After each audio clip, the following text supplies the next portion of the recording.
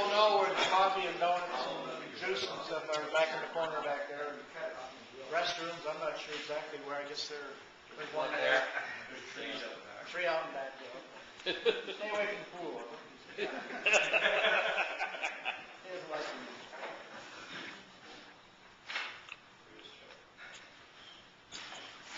Well, I kind of selected a variety of items today. Kind of the first one on the list, in the handout I gave you anyway, things that have happened not too distant past as far as distributors are concerned. I think Don had a problem with his as far as distributor, and it actually broke off. Right here, leaving this portion in the cylinder head, and eventually it was, I guess, going to take the head off so he could drive that piece out, and discovered minor technical difficulties inside. But, so that's one problem. It seems to be not a real bad problem, but does show up occasionally. Many years ago, we were on a tour over to Lodi. There was the all-Ford picnic used to be over there many years ago, and Dell had driven his Vicky over there, and I can't remember exactly how we discovered it, but anyway, we discovered over there that his distributor had broken off at that same point. It was still there, the engine was still running, but so we tried to get it out. Somebody, I think I had probably a spare distributor, tried to get it out, but there was no way we were going to pull it out there. So we got some good old baling wire out and secured it down so that it wouldn't come out, because it wouldn't come anyway, but make sure it was going to stay there, and drove it home.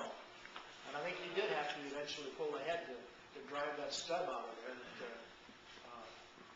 get it out. Now, oh, there it is over there. His was squeaking, so we were trying to get lubrication to that upper bushing in there, and it ain't to any of it, really. I mean, we were able to stop it from squeaking occasionally, a little bit, a couple of times, but decided that when they got back from Lombard that he better really do something serious about it. Made it all the way to Medford and back, though, with it squeaking just barely. So they attempted to pull it out, and did get it out, though. They didn't have to pull the head to get it out. Was it just leaky head gases? You get moisture in there? Well, I don't think it even has to be leaky head gases, but you've got moisture condensation in that area. Does it have the hole for the upper lid going through the can screw? No. That only gets the upper bush. His wasn't.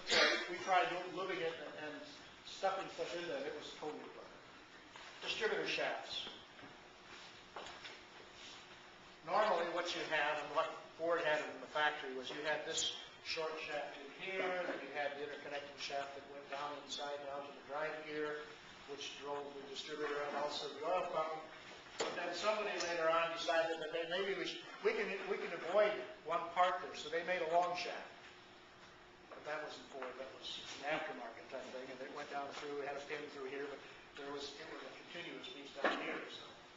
And you do run into those occasionally, but I did notice in Snyder's catalog, I was looking through it yesterday, that they don't list that long shaft. I can't remember what they must have at one time had it listed in the catalog, but I see it's not listed in there now. But What you're talking about, that long shaft is not forgiving. It has it's too rigid, and the two-piece is much better. One of the problems that the distributor has, again, is lubrication, and moisture gets down in there, and rust develops, and the forces acting on those shafts and so on will cause them to wear. The gear, this piece down inside there, this goes in the mesh with the camshaft.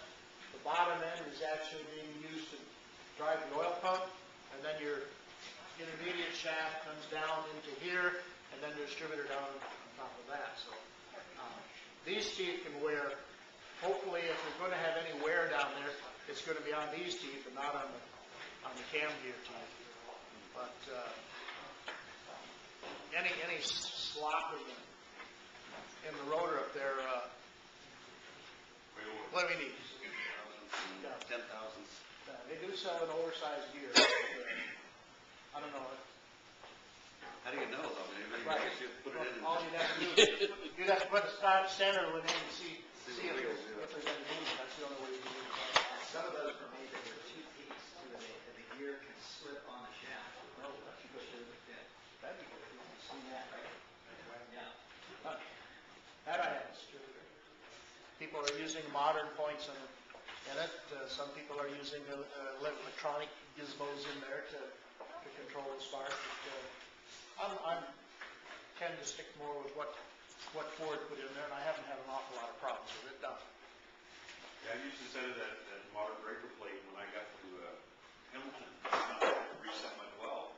At the point, just had too much spring tension. I actually wore the nub off and actually changed the well by the time I got to Hamilton. With that model set on. When I put points in, I just looked at it and I sanded it a little bit and, it's fine, didn't have any. You're supposed to use cam lube. Oh, yeah. Definitely use cam lube. Yeah. Definitely use cam lube. If you don't use cam lube, it'll go down pretty fast.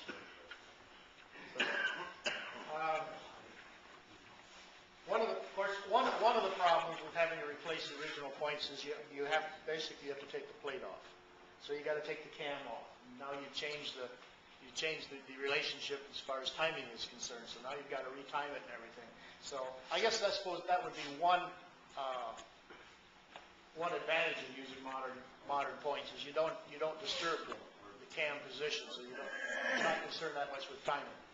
But there was a tiny tip in the Restore a number of years ago, where what this fellow suggested was taking one of these the pins that actually holds the original points in and grinding flats on it, so that you could actually take the points off of the pin, leave the pin in there, so you didn't have to take the plate out. And then your new ones, you grind that top off again, so that you could, and you leave the post would stay in there permanently.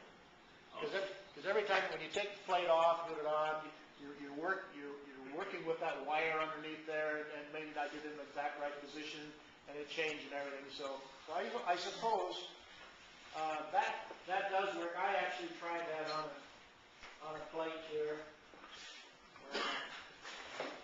So the idea is that would allow the spring to slip over the, Right. over the original. They just cut the full sides off. Yeah, you can pass that around. I tried that. I haven't done it on my car, but I did do it just to see what.